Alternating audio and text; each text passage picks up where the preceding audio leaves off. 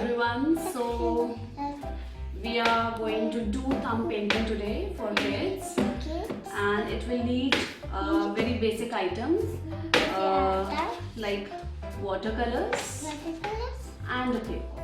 This is it. Are you excited to do it, Mishka? Yeah. Should we start? Yes. Yes. Let's start. Let's do it. Okay, so we will start with the red color first. Alright. So dip your thumb in it. Gentle, easy, and press it here.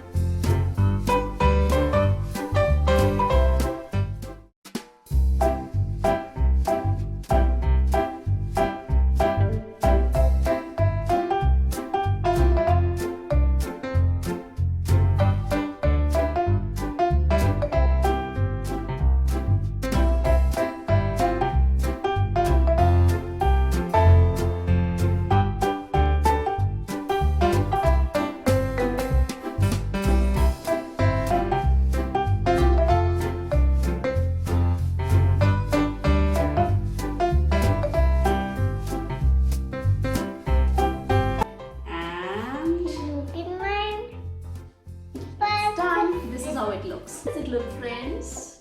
Do you like it?